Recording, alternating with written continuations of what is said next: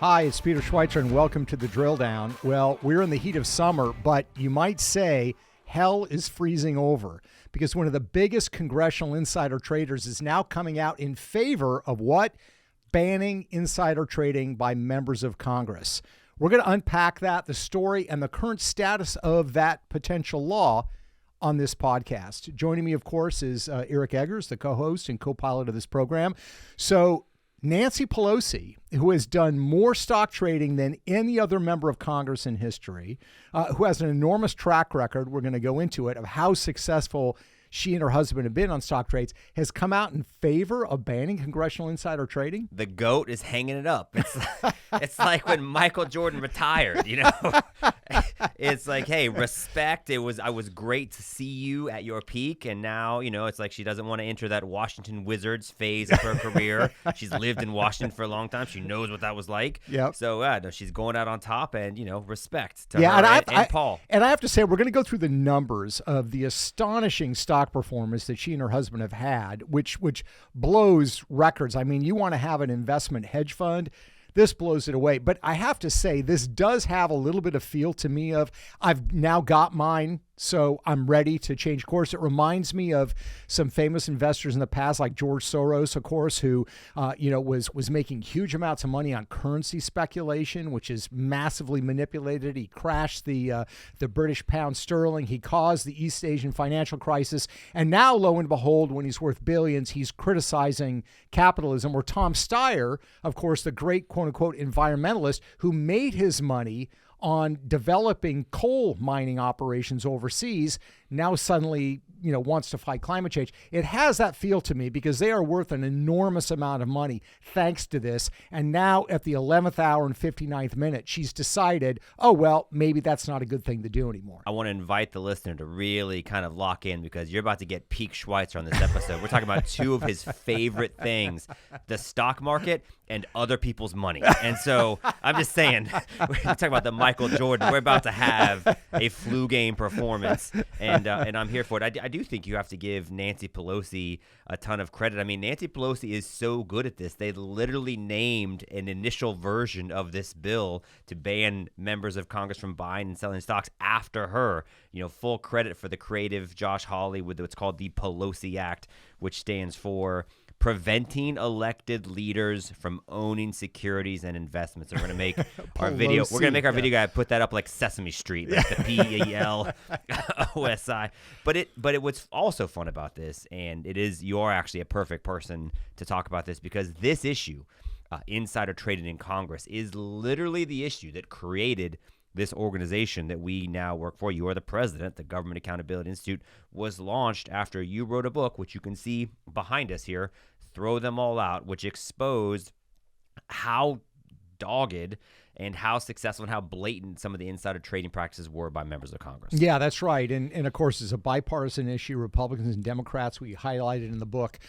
Nancy Pelosi, of course, makes an appearance.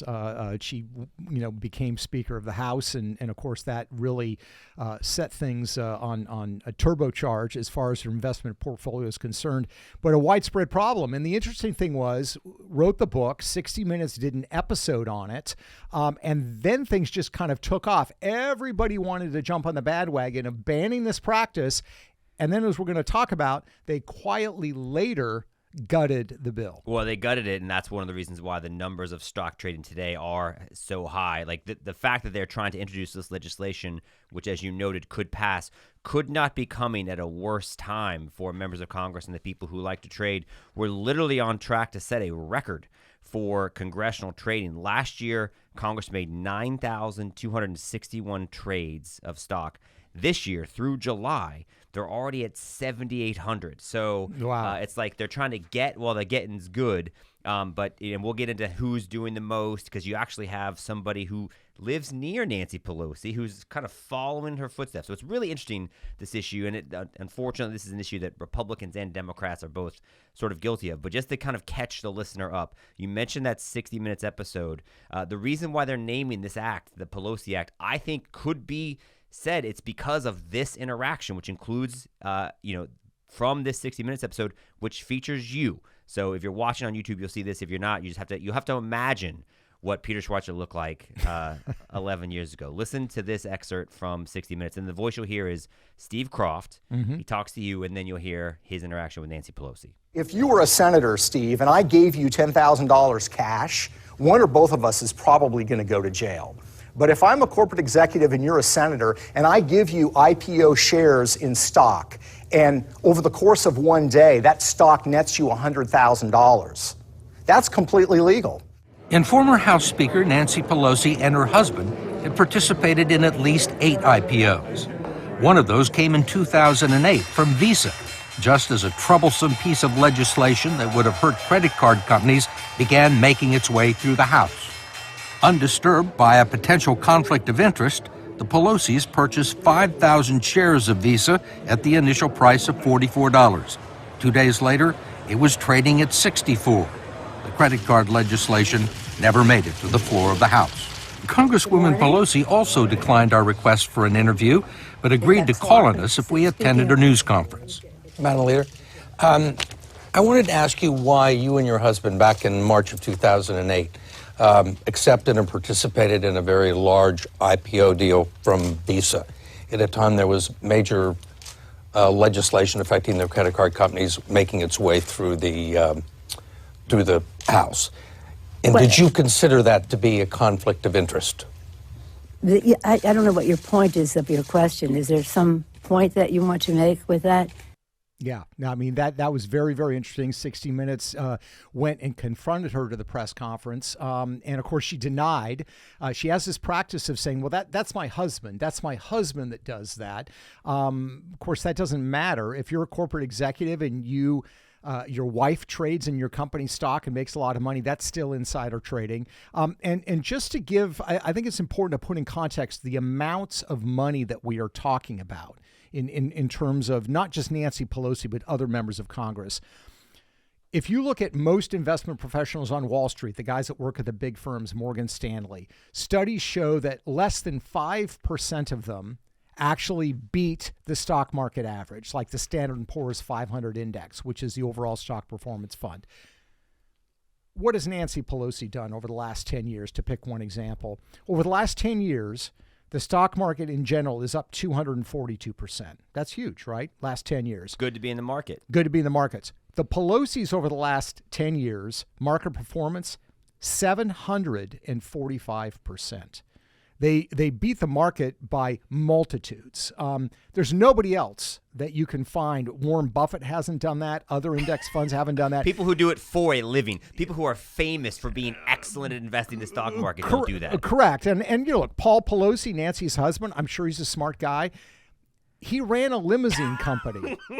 He ran a limousine company in San Francisco. That was his business. And that's a great business, but this is not like some quantitative investment guy. So the question becomes, how did the Pelosi's outperform the stock market averages by over 500%? And I think we know the answer to that, and we're going to dive into that more. So that shows the numbers, and that clip was the genesis of this entire national discussion about, wait a minute, if corporate executives trade on their company stock, that's illegal. But if congressmen have inside information, somebody's going to get a defense contract, some healthcare company's going to get a carve-out, they can trade on that stock legally? Yes, they can. And everybody was shocked, and that even led Barack Obama to say, we need to do something about it. This is Barack Obama talking in the State of the Union address in 2012. I've talked tonight about the deficit of trust between Main Street and Wall Street, but the divide between this city and the rest of the country is at least as bad. And it seems to get worse every year. And some of this has to do with the corrosive influence of money in politics. So together, let's take some steps to fix that. Send me a bill that bans insider trading by members of Congress. I will sign it tomorrow.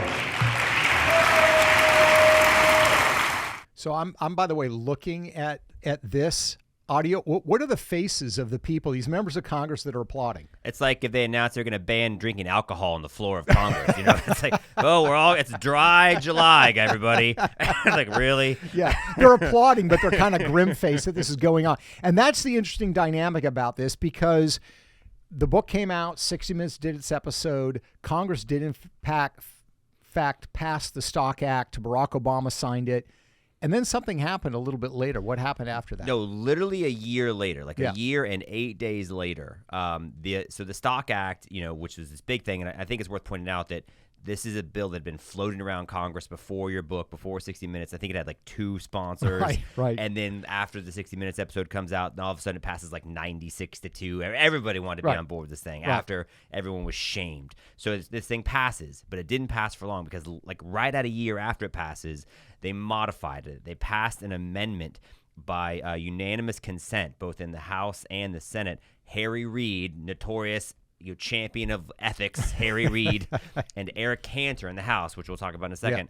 So, and it has 14 seconds of debate in the House. So, like, this thing happens like in the dead of night. It's totally quiet. Right. And basically, it makes it so that some officials don't have to file online, and their records are no longer easily accessible to the public. It also, and I think this is the bigger deal, because they would say, oh, we still kept the exemptions for members of Congress, like they still have to disclose and everything else.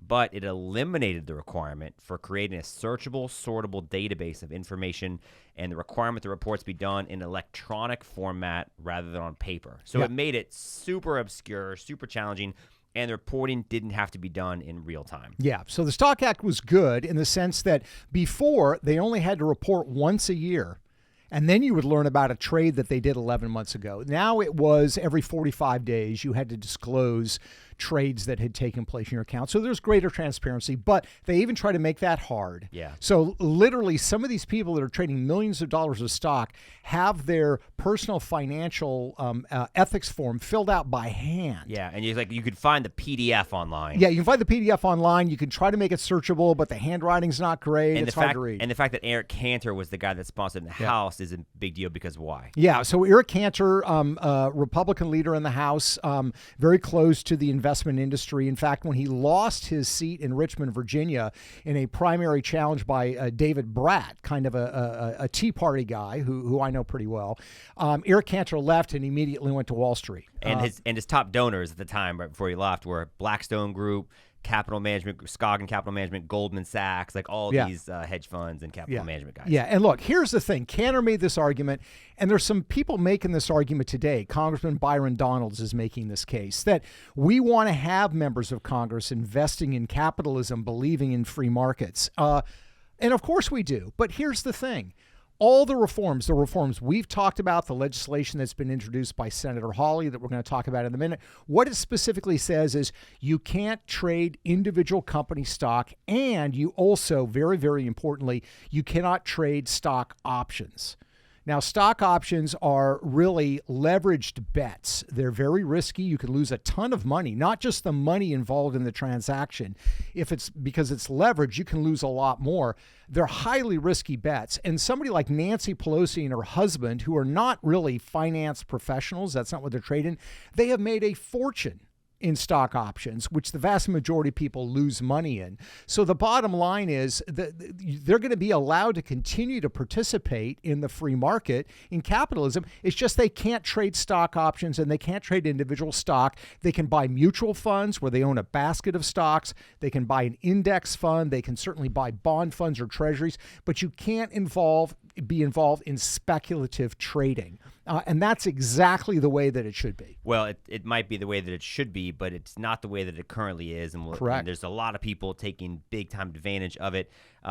Notably, Nancy Pelosi is now on board with this new act, but they have changed from the Pelosi Act to, it's called the Honest Act, which we'll tell you about in just a second.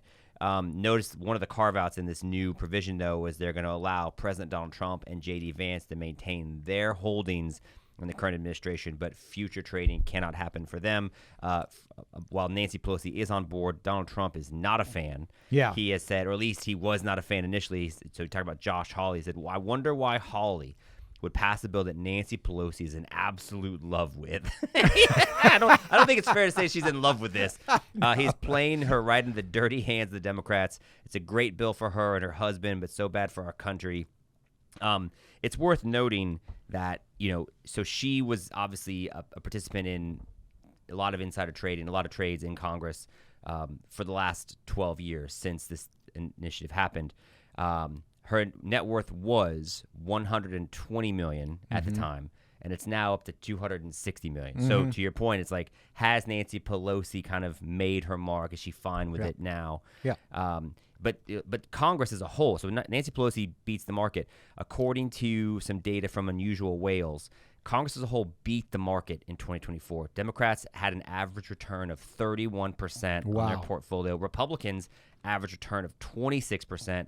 The S&P just did 23%. Wow. So, it's a good time to be a very smart stock participant in Congress. And the stocks that get bought and sold the most, you might not be surprised to be like things like Microsoft, NVIDIA, Alphabet, Amazon. NVIDIA shares purchased by members of Congress skyrocket in May after being sold for most of the year. Alphabet shares were dumped in May as well. And these are companies, by the way, they're great American tech companies, but they do a lot of government contract work. And one of the things that came out with Nancy Pelosi was that her husband was trading stock options. In this particular case, he was betting that the stock price was going to go up. So he was getting options for, to be able to maximize profits that way. And lo and behold, a couple of weeks after that, it was announced that the Pentagon had agreed to a massive contract with Amazon. These are the kinds of things that you look forward to. It's interesting to me, you pointed this out, looking at Nancy Pelosi's stock performance, and again, she's not the only one. And famous for it, from back in 2012, right? So she was known for doing this. She's known for this. But you pointed out her best killer year was 2020 during COVID, when A, she was Speaker of the House, and B, the federal government was doing huge amounts of stuff that was going to massively influence the market. Yeah, the numbers on this are actually stunning because, again, she's famous for this, right? She kind of gets, she's lampooned on 60 Minutes, but Nancy don't care. Paul's still running that E-Trade, baby. but it's pretty low, right? Yeah. So she's doing like less than $1 million over the next 2 years in terms of what she buys. 1.3 million in 2017, 1.5 in 2018. So the numbers stay pretty low. 2018, it goes up. Actually, she has like 7 million in activity, and that's when she becomes Speaker of the House again. Remember? Okay, she's now Speaker of the House in 2018. So the Democrats retake the House. Bigger year than a long time. Goes back down to 2 million in terms of overall activity in 2019. So it goes from 2 million in stock activity in 2019.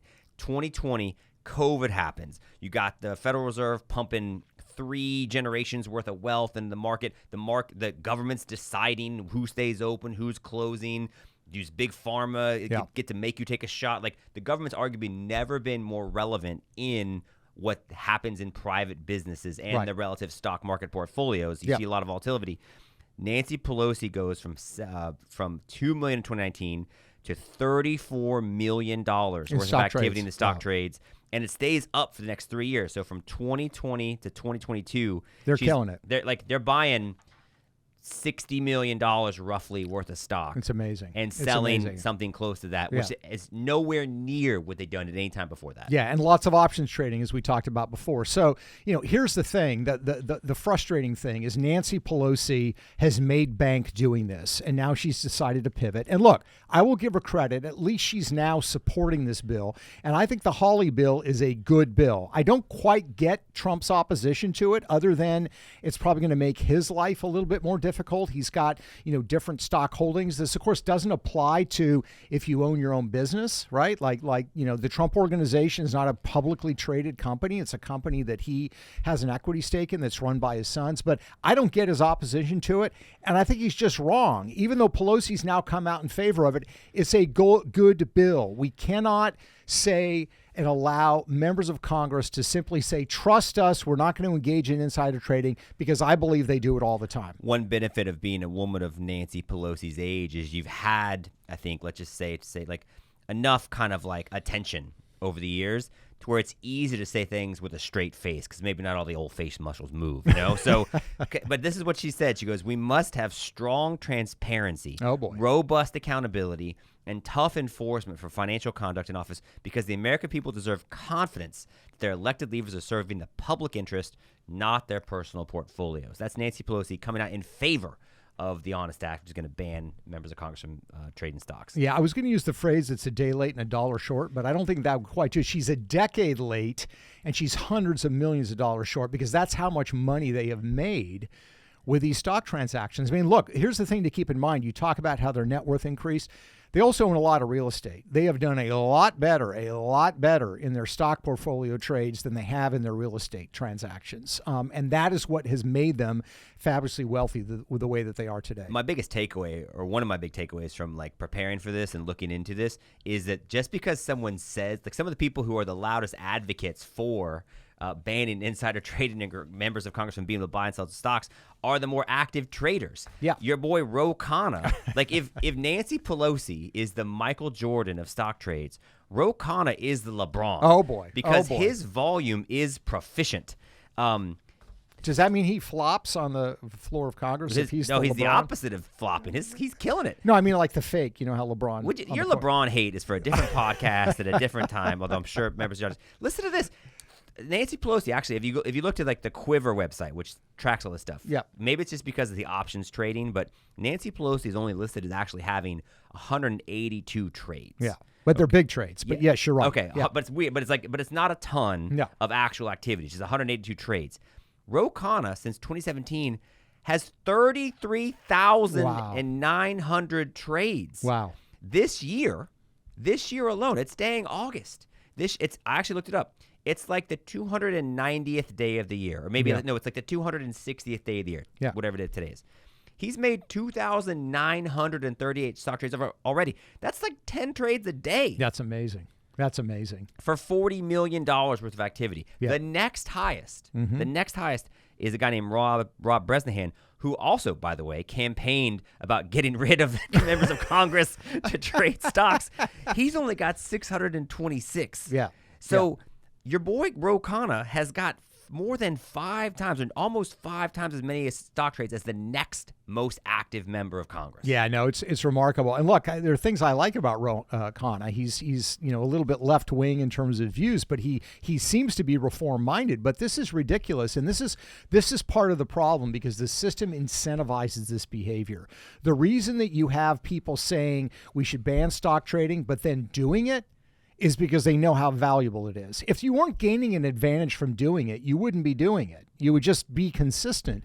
But the gap between playing by the rule of not engaging in it and doing it is so large, they're willing to take the embarrassment and go ahead. So what's the status of the legislation right now? Josh Hawley introduced it, named it the Pelosi Act. It's now been renamed. She's now on board. It would do what we said earlier. In other words, you can own mutual funds. You can own a broad-based ETFs. Those are exchange-traded funds where you own a basket of stocks, but you cannot trade individual stocks and you cannot trade options.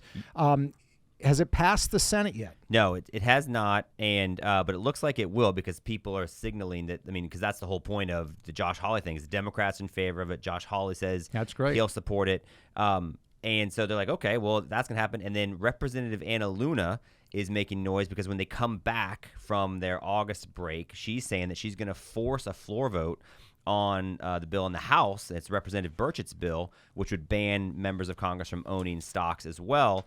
And so that's actually where, so Byron Donalds, who's a member of Congress in the Florida delegation, is very much like a fellow member of the Republican congressional delegation, Rick Scott, senator from Florida, former governor, quite a wealthy guy. Yeah. He's not a huge fan of this proposal. I bet not. His quote was, I don't know when in the country became negative to make money. How many of you don't want to make money? Anybody want to be poor? Like, it's how you make money. I mean, this is the point to me that's so ridiculous because here's the thing.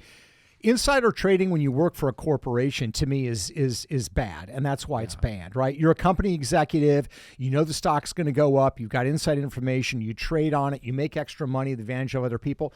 That's bad enough. This is worse because at least a corporate executive is adding value to a company. They're producing something.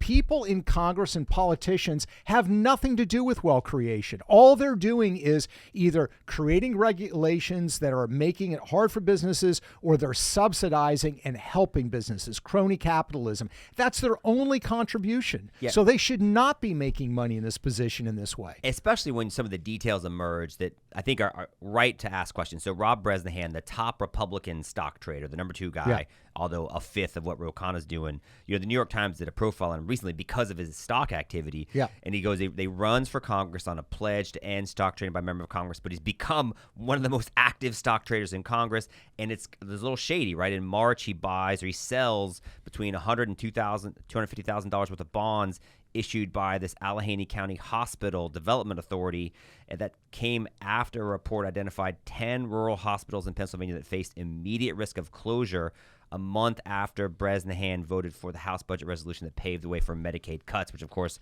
would have affected the hospital. He had another thing that was involved in like Centene, this big Medicaid provider. And so the point is, when you're involved in shaping budgets for things, then it looks a little weird. Byron Donalds has come out very much against this idea of banning it. And his quote was like, when I see these bills running around, I'm like, guys, if you want to do this, come ask me. I did this for a living. I traded securities on behalf of my clients.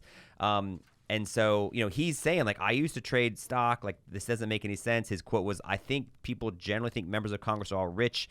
That's not actually true. They're not all rich, but they're trying to get rich by using inside information. And Pelosi is an example of that. She came in, her net worth was a couple of $1 million. I'm not minimizing that, but they're now worth over $250 million. Well, and we have no proof of anything, but it's worth pointing out that his most recent reported stock trade, Byron Donalds bought one stock, Amphenol, that came out just before a strong earnings report, and the stock's up over 50%. And so, when you're in Congress, and he used to do this professionally, so maybe he has a legitimate explanation, but it's a bad look when you're involved in you're having conversations with all these people who have they own businesses, they're shaping policy, and then to your point, like it raises the wrong question at the wrong time. That's exactly right. Well, I think that this legislation has an excellent chance of passing both the House and the Senate. I hope President Trump signs it.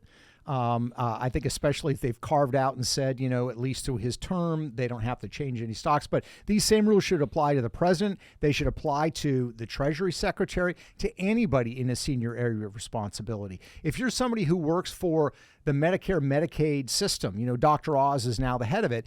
They have enormous effect on stock prices because they decide which pharmaceuticals are going to be covered by Medicare and Medicaid and which ones are not. Those guys should not be trading stock. It's just a basic rule, and I think this is one of those issues that's a 90-10 issue with the American people. Oh, it absolutely is. In fact, polling suggests as much. So it kind of is like just like your 60 Minutes episode, that's kind of you elevate the issue in a public way, it's eventually going to force people to do the right thing, even if it's against their will. My question to you, Peter Schweitzer, is this has already happened once before, right? We did, in fact, pass this bill that banned them from trading on insider knowledge. This bill would go a step further, but we've seen previous efforts to bring accountability to the stock market portfolios of Congress, like kind of hampered.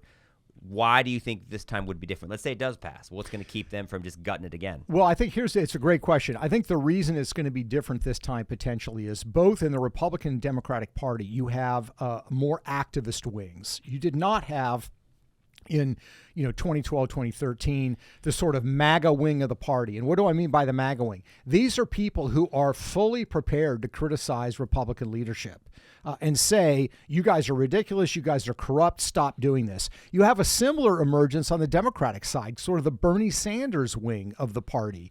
This is not the same Democratic Party where Nancy Pelosi used to reign supreme. I'm talking about people that are willing to challenge the party leaders and buck them. So I think that's good because it's going to maintain, hopefully, some level of honesty or accountability if they do try to quietly gut it in the middle of the night with, 13 seconds of debate or something? 14 seconds. Sorry, 14. I didn't mean to shortchange it. So anyway, we appreciate you as always taking the time to listen to this podcast. We know your time is valuable. You can subscribe to our podcast wherever fine podcasts are located. And also please go to thedrilldown.com to see the research and the work that we're doing. Thanks again. Until next time.